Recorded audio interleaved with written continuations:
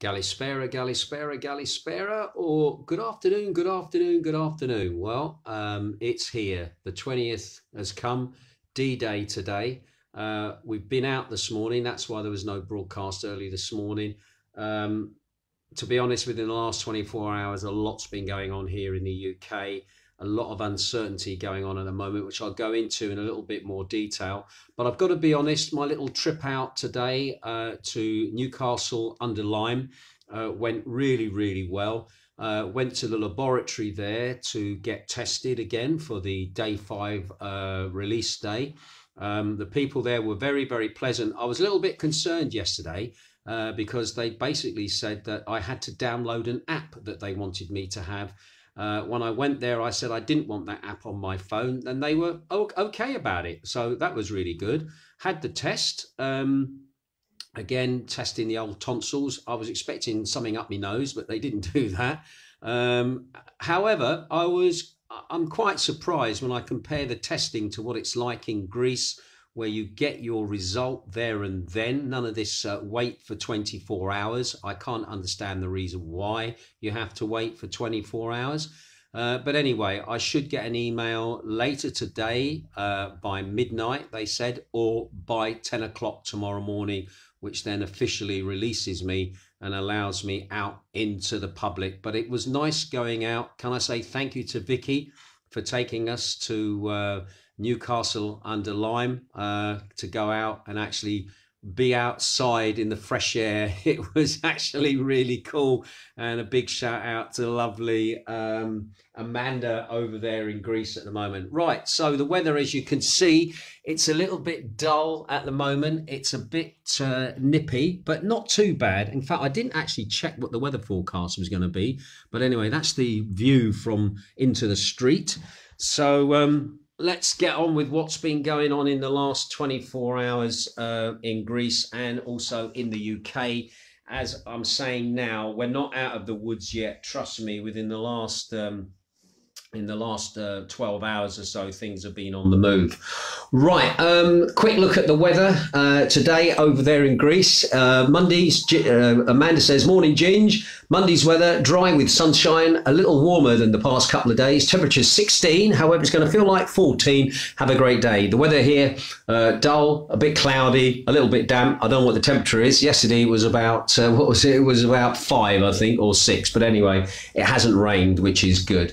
Anyway, COVID in the last 24 hours in Greece is interesting figures. First of all, it looks like infection rate has dropped again over there in Greece in the last 24 hours. You might remember yesterday I reported to you 4,345 new cases over there. Well, today, 2,831. So that is quite a considerable drop, if I do say so myself. That means the total at the moment is 1,034,070. 11 new cases were identified after checks into the country, which is exactly the same as the day before. And again, still only 17 cases, confirmed cases of Omicron in Greece, and they have been in the areas of Lathia, Athens, central Athens area, Heraklion in Crete, and also Lacona as well. So at the moment, those numbers are it's going down, shall we say.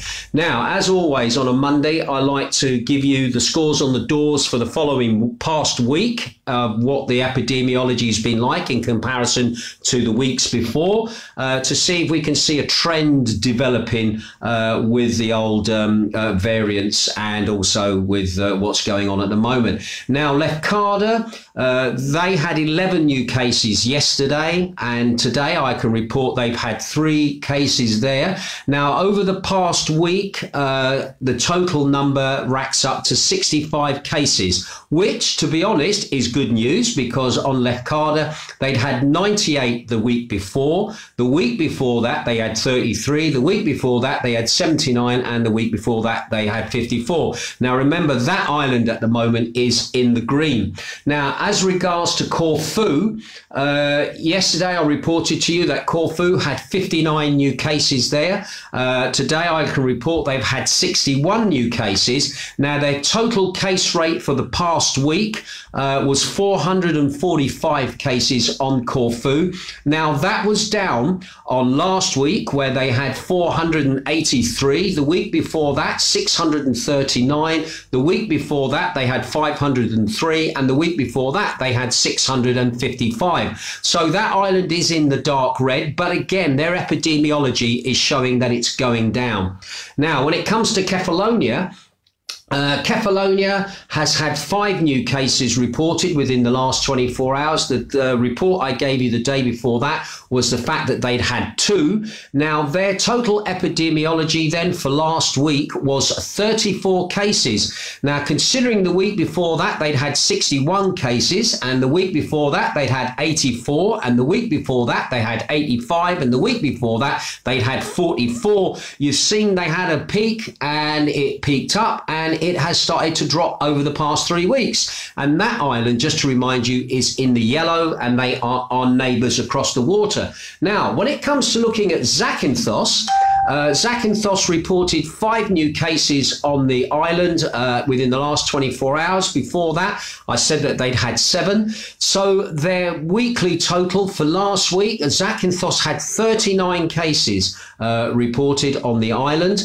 The week before that, we'd had 69 cases. The week before that, we had 86 cases. The week before that, we'd had 118 cases. And the week before that, we'd had 126. And the week before that, we'd had 144. So if there's any island that is on a downward slide, it is Zakynthos. But at the moment, Zakynthos is still in the amber in regards to the Greek traffic light system. So all in all, the epidemiology for the Ionian is actually looking pretty good. Most of the islands, I think, to be honest, they are down on the numbers. In fact, they are all down on the numbers that they were from the week before. So again, that is a good positive at the moment, despite all the rattling and goings on about the new Omicron. Again, only 17 cases of that have been recorded in Greece, and also we've not had any deaths being recorded from the Omicron variant either.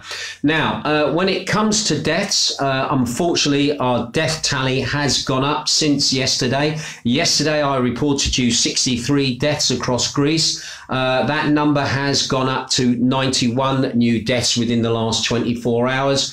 When you look at the amount of deaths following the weeks before or the days before, we'd had 63, then we'd had 85, then we had 96, then we had 77, and then we had 130 deaths last Wednesday, which was the highest death rate since the beginning of the epidemic.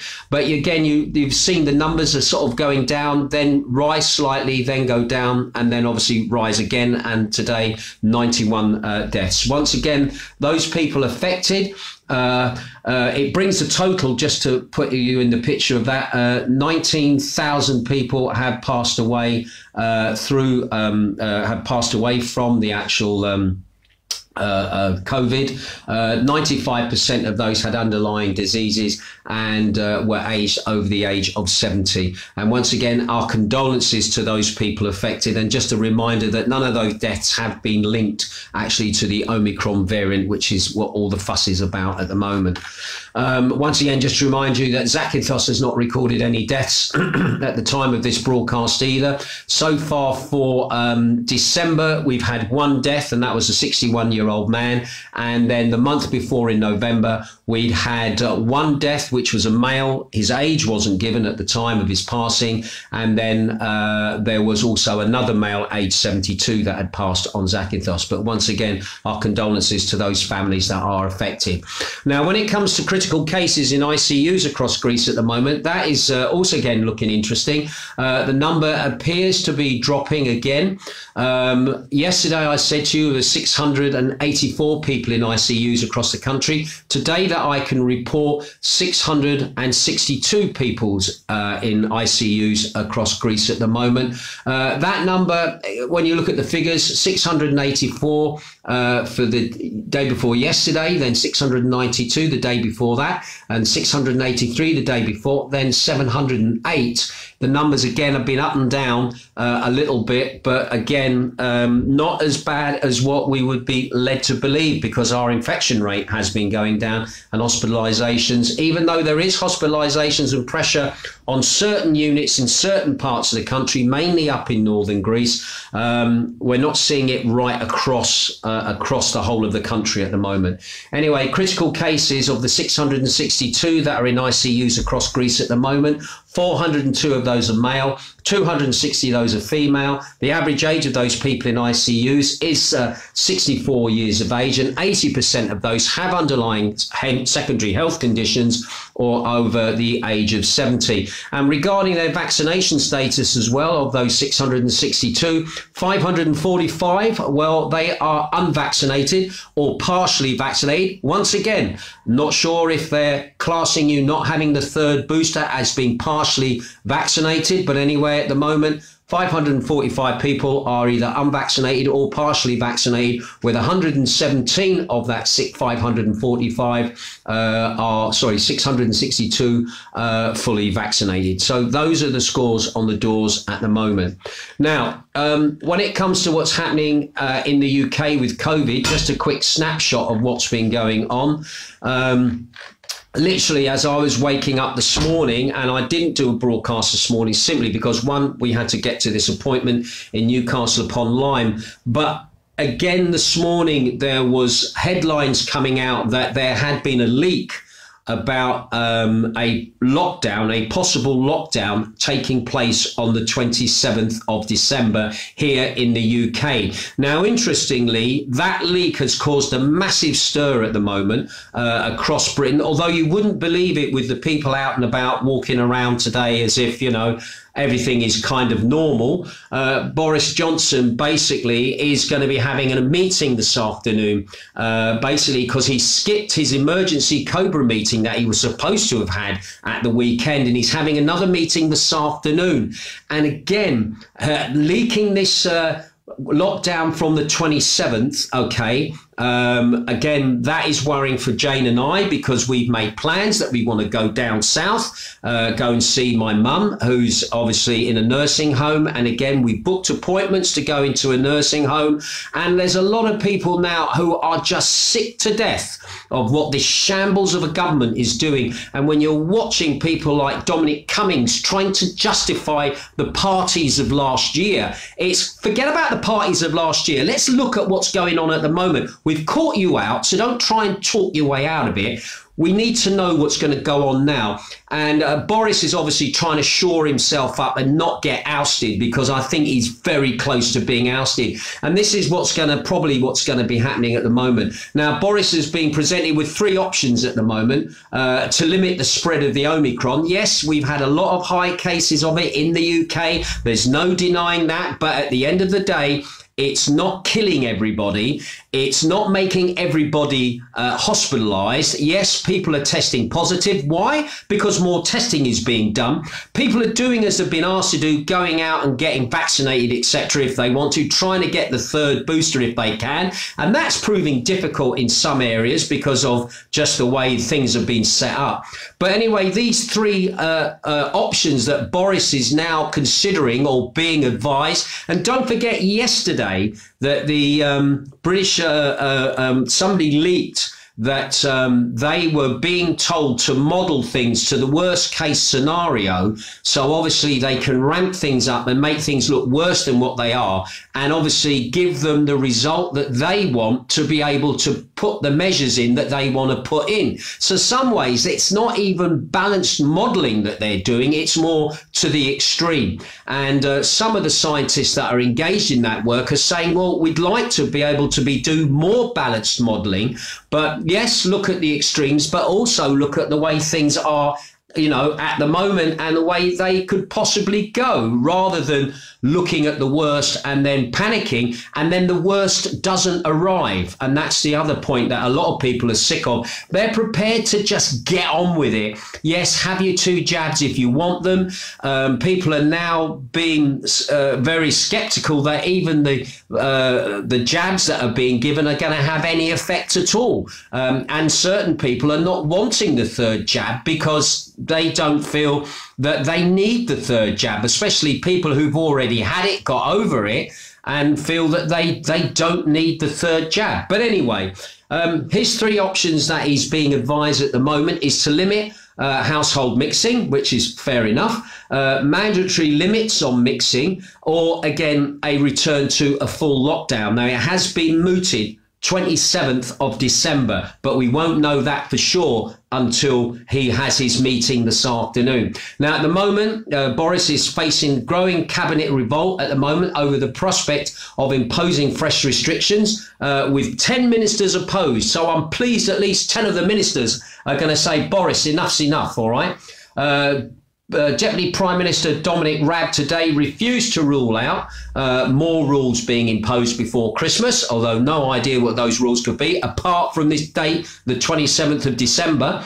Also, Tory MPs warned more curbs before Christmas will provoke letters seeking to oust Johnson as party leader. And to be honest, I think this is your last throw of the dice, Boris. I think most people would say, let's just have a normal Christmas. Let's just get on with it. Have a normal Christmas. We'll see what happens. Let's just look at it like this. You're not going to outbeat this virus, no matter how quick the pharmacy companies are to say, yes, we've got another vaccine. We've got another vaccine. We've got vaccine number 5 when we're already up to number 4, you know. There comes a point when you've got to treat it like the flu. Have the jabs if you want to have the jabs. I'll leave that choice to you. And that's another thing. It should be your choice whether you have it or not. Yes, some people have caught COVID and unfortunately some people have died. But there are other people who've had a good lease of life, who want to probably enjoy the last of their life in freedom to be come and go what they do, see family, see friends, hug their grandkids, hug their great grandkids, and just be free without having to worry about, you know, oh no, we're doing this to protect you. But I'm 89 years of age, for Christ's sake. I've had a good innings. I want to get out and be free. So again, we shall wait and see what Boris is planning. And a lot of this, I think, to be honest, from the cynical side of me, is he's trying to somehow shore up, forget about all what went on last year to stay in power, when obviously his tenure in office has been a complete cluster F. All right, that's basically the bottom line of it. Boris, you've been called out from when even you were the mayor of London. It wasn't you doing the work. It was the people that surround you that did the work to pull off the Olympics and other congestion things that you did in London, etc., which was all well and good. But the bottom line is you're the Prime Minister. The buck stops with you. And when you turn around and say, well, it's not my fault, you know, rubbish. You're the man in charge. You should listen to what some of your advisors are saying, not get swayed. And again, why are we playing party politics? You had to rely on the Labour Party to rubber stamp your plan B through. And that just tells you one thing. One, the Labour Party's not up to the job to run this country either. And they are to be watched very, very carefully. And I had to laugh. The likes of Diane Abbott and the likes of Jeremy Corbyn, they were the ones who voted against the plan B, which was shock and horror. But Keir Starmer, no, I'll happily stamp through what you want to do, Boris, no trouble whatsoever. But anyway, that's the end of my rant at the moment. Shall we have a quick look at the what do you call it, the Greek news? Once again, just to remind those people who are not aware, travellers to Greece, you still need to have a COVID-19 PCR test. Again, we've been inquiring into that in case we may need to have to go back to the UK, back to Greece early. So once again, that measure came into effect yesterday. Once again, those tests are to be no more than 48 hours old to get back into Greece. So just a quick heads up. Right now, listening to what the Greek Health Minister is saying at the moment in regards what's happening in Greece at the moment, Thanos Plevris said on Sunday that they'd ruled out a general lockdown, but stated that the government will enforce any measure necessary ahead of the projected spread of the Omicron coronavirus. When you consider they've had 17 confirmed cases of it over in Greece, what are you going to do now? Again, another attitude of just get on with it, live with it, get on with it.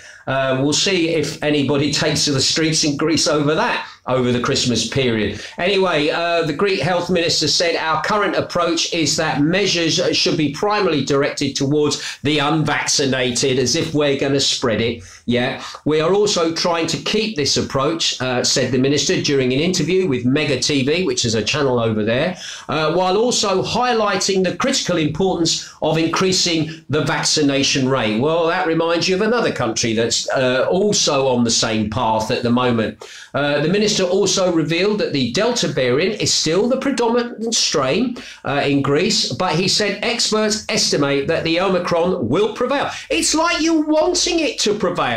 It doesn't do you much harm. Yes, most people get over it. It's a headache, a runny nose, a cold, a chill, and in a few days you get over it, all right? So be more wary of the Delta, okay? Let's not forget about the Delta. And when you look at, you've had 17 cases of the actual Omicron, I think you're wishing the Omicron to get worse because you can look so grand in your schemes and your proposals of what you're doing.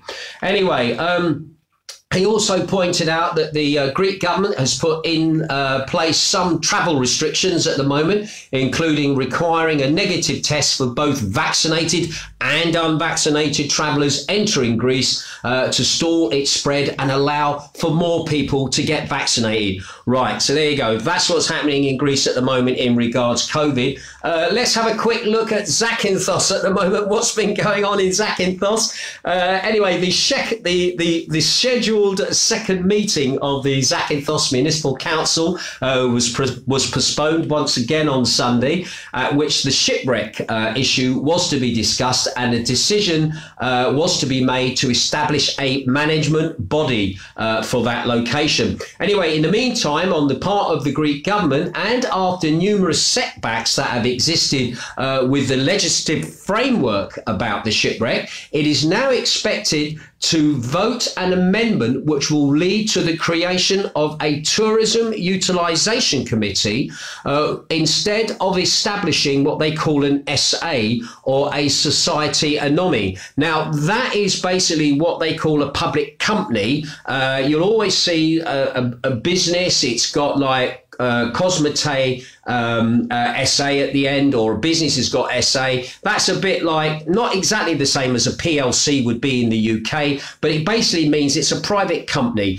basically running it. So basically what they're saying is a utilisation committee should have the responsibility for running what is now an iconic landmark on Zakynthos, but also an iconic landmark for Greece. So a private company is not running and controlling that. Anyway, this amendment was introduced in a draft law by the Ministry of Tourism on a standard tourism destinations of integrated management and promotion organisations of destinations. And this also includes the thermal springs of Greece, which again wanted to be basically put into the hands of private enterprise. But again, they're looking for a committee to run the running of those. So the Zakynthos shipwreck is being lumped in with that procedure as well. Now, it's really basically what they're calling it as for the protection of the Zakynthos shipwreck. Now, the Committee for the Standard Tourism Utilisation Protection and Zakynthos Shipwreck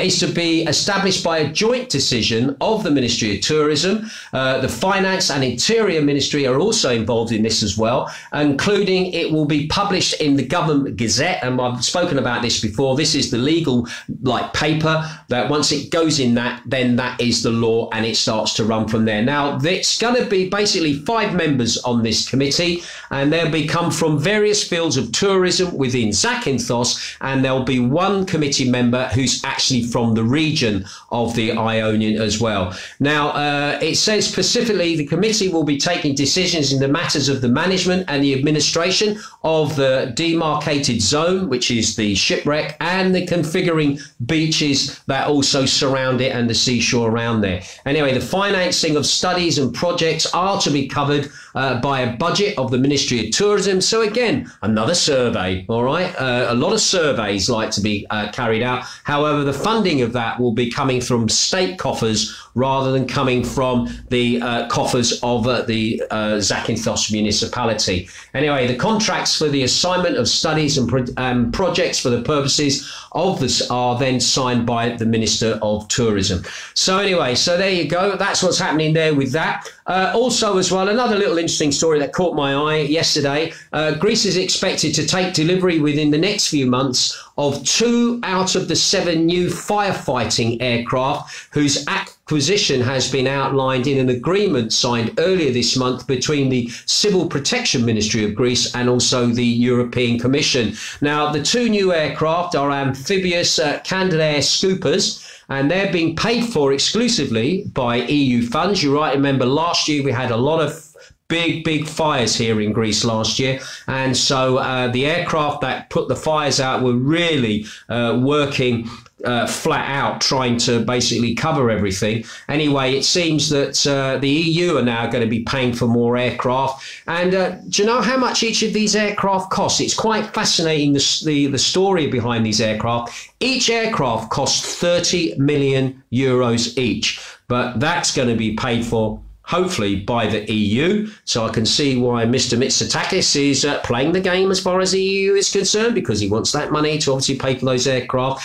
And don't forget that last year, at this time last year, our firefighting helicopters in Greece were being sent to Australia to obviously do fire duties there. So again, in the winter months, these aircraft, I know the helicopters move. I'm not sure if the Scooper aircraft moved to other areas where they're required. And last year they were sent to Australia to do firefighting there on the big fires there. So anyway, that's the news at the moment. Can I just say thank you to all those people that are tuning in at the moment. I am looking forward to, once I get this email and being able to go out and about, I am also going to keep my ear to the ground as to what Boris's plans is going to be. Hopefully some common sense of this is going to come out. I did speak to somebody from Sheffield Council and also from Luton Council as well. They've not heard anything on the grapevine at all as to whether, if anything they were expecting to happen, would happen in the new year, to be quite honest. But then again, 24 hours is a long time here in the UK, and the way Boris is playing things at the moment, it's just lurching from one thing to the next thing to the next thing, and people are fed up. And can I say thank you to those people who've been in touch, who were on the demonstration at the weekend. It's been noted from them that it was tens of thousands of people, they reckoned, had been at that demonstration. Also as well, just interestingly, I did post up online the camera that was capturing people passing it at a fixed point. That video lasted for 40 minutes, all right? That's how long it lasted in real time, 40 minutes of people passing this fixed point, which gave you an impression of the amount of people there. Also, as well, they said, as far as they were concerned, yeah, there were a couple of idiots there. You always get idiots at demos. A couple of people have a little bit of fracking with the police. But the majority of people were middle-class people, working people, people who work for the NHS, people who'd lost their jobs working in care, who basically were there, anti-vaccine passports, anti-mandatory vaccination, and basically wanting freedoms being returned that they've lost through this pandemic, and also basically wanting to be able to get back to work and do their jobs. If you're a hairdresser, you'll know where I'm talking. Hospitality in the same position as well. They're pulling their hair out because they haven't got a clue what's going on. Now, interestingly, I did hear that there's talk of having a New Year's Eve party at number 10, but not from the Prime Minister, but from the people outside number 10, just where the gates are, everybody being told, come down New Year's Eve. We'll see how many people we can pack in at the gates to number 10, and we'll have a party for New Year and watch the fireworks from there rather than along the embankment or in enclosures where you've been charged £30 or £40 to watch the fireworks at a better place. It'd be interesting to see how many people would turn up. I've heard stories of people running with pictures of loved ones and relations that they've not been able to go and see in nursing homes, in care homes, or in hospitals because of what's been going on. Although I've just been told there's a party at Mr. Iggy from Beats Radio at number 15. He says, that's mine. He says, anyway, thank you for that, Iggy. Once again, that's it from me. I'll wait and see what goes on. Thank you for all those people who are putting in. Tim Crystal says, my gigs are now wine and cheese as that allows the man. That's allowed. The man is an idiot. Yeah.